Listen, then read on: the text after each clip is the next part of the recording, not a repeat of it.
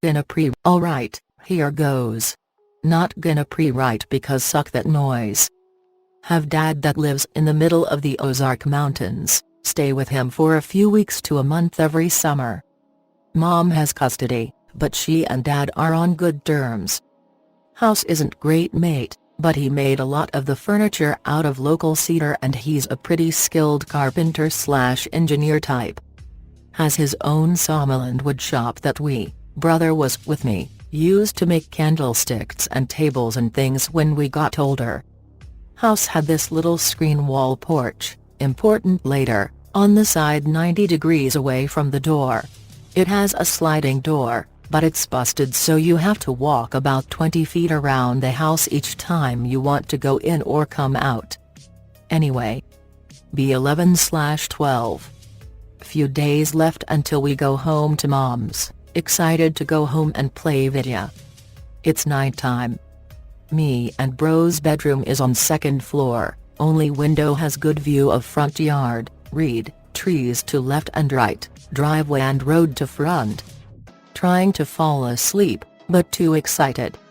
Hear dad and stepmom talking downstairs, which is weird cause they're always asleep by 10ish. Front door opening. Wav. This is weird.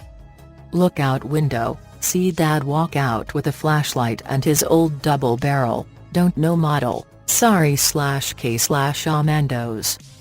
Goes to leftmost stray line and shines light here and there. Debate waking brother up about this, but he gets pissy real easy.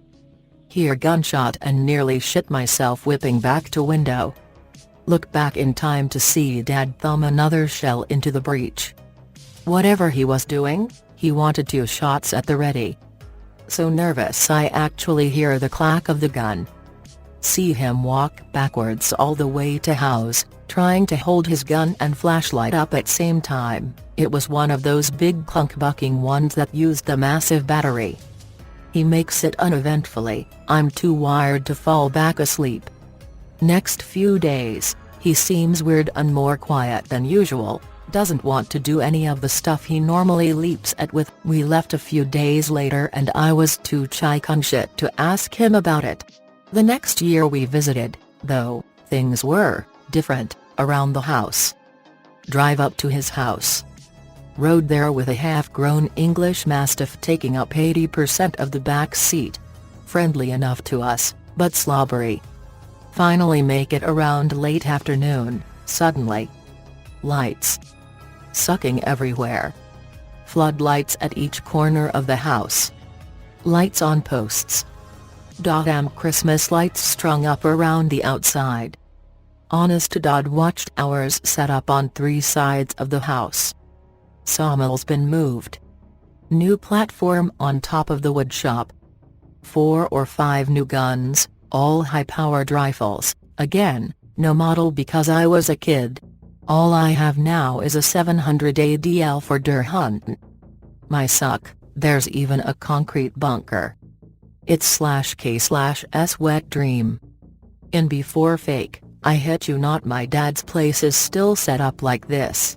It was in the days before camera phones, early 2000s, and it never occurred to me to take pictures of his shame until now. Ask him what it's all for.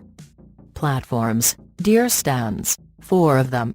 All within 200 feet of the house? Bunker, auto maintenance, nice roof on your auto maintenance pit. The lights, to make the place more cheery, or to blind commercial aircraft. The dogs and guns, to keep weirdos off the property. The ways he answered my questions still bugs me. They sounded 100% rehearsed. Anyway, thanks for reading past all the expository hull shit. Needed to set the stage for next post, right? Now for the hit my dad doesn't like talking about. Go to bed that night, there's a new heavy curtain on the window. Why? Because the lights are always on. Wake up that night to a gunshot, look outside. My eyes.jpg. See dad on one of the deer stands, working the bolt on one of his new guns. Something's up. Next morning he's practically vegetative. Ask him about last night. trying to get us a deer to barbecue. Shrug. GIF. Ask if I can go outside and play. He thinks for a moment and says yes, but not to go off into the woods. Super intense eyes when he said that last thing, despite being raccoon-eyed. Go outside, make a beeline for the stand he was on last night. Feet clink on pile of .30 shells. If you've been doing your math, all the new gear plus those expensive-ass rounds should be adding up to quite a sum. His job's not terrible, but that crap must have been expensive. Fast forward a few days. Dad got a pig from one of his neighbors, closest one is at least 5 miles in any direction, and we spent the day learning to barbecue properly. Dad has the shotty on standby and Fonzie, his old German Shepherd, nearby the entire time. That evening we're all sitting on the screen porch, licking our fingers when Fonzie starts barking his head off, staring at the ravine behind the house. The dogs on the other side start barking and growling too. Dad starts up and nearly knocks the plate off his lap. He grabs the gun and stares down the ravine. Cat, stepmom, take the boys inside. Suddenly hear sound of branches snapping from trees near the bunker. We're being flanked. Brother and I are swapping nervous glances, just about pissing ourselves. Without a word, Dad hands Cat Fonzie's leash and takes the rear while she leads us inside. Once inside the greenhouse it's straight shot to the door and the 6 of us go in.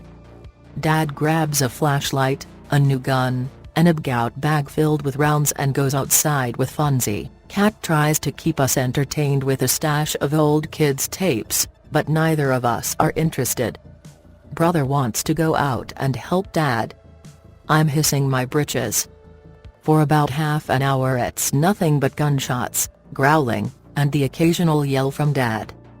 The window-mounted AC is running and there's a weird smell to the air. Old barbecue, gun smoke, and something absolutely awful. Not trying to copy OP, but it's almost exactly how he put it.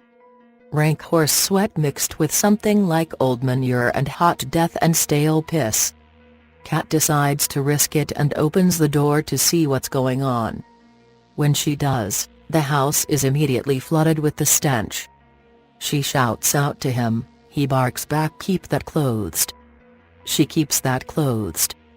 Eventually bodily needs overcome fear and I walk off to the bathroom. It's set on the wall that faces the ravine. This next bit's gonna sound seriously fake, but it's the reason I keep all my windows covered to this day. As I'm shitting, I look up at the bathroom mirror. Something in the reflection looks back at me. It's illuminated by the light from inside and outside, so I get a better look at it than I ever would have wanted to. Bullet-shaped head, but not in the traditional sense.